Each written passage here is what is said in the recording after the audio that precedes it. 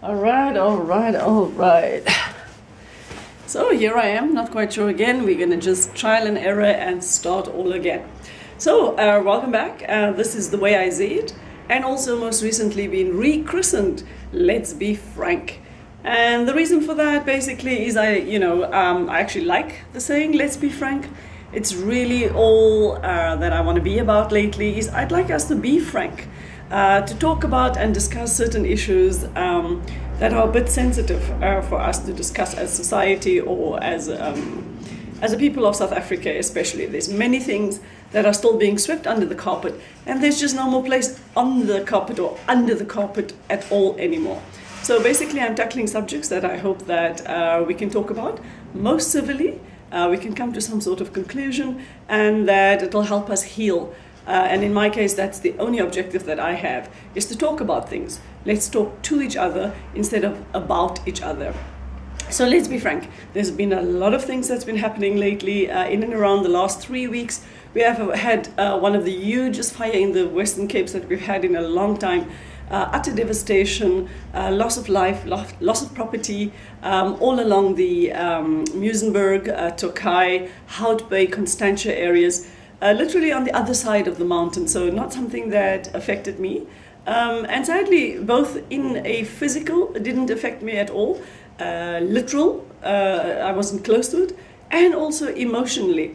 Yes, I was affected by it somewhat because of the constant media bombardment and attention and coverage of the fire itself.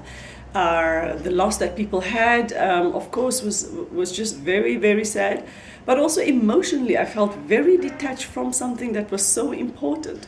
And I tried to analyze and work out why that was. And for me, afterwards, it was quite simple. It might sound harsh, but it's not intended to be so. And, a statement where basically I casually utter, why should I care? It's not dismissively, the title of this to be like, why should I care about a fire that happens over there? Why should I care about a fire that's mostly just white people? They ran to save their expensive SUVs, their horses, their antique furniture, and yes, to save their homes. But they have insurance, they can rebuild, they'll be back on their feet in no time. They all rallied together as a community, and they did very well to do so.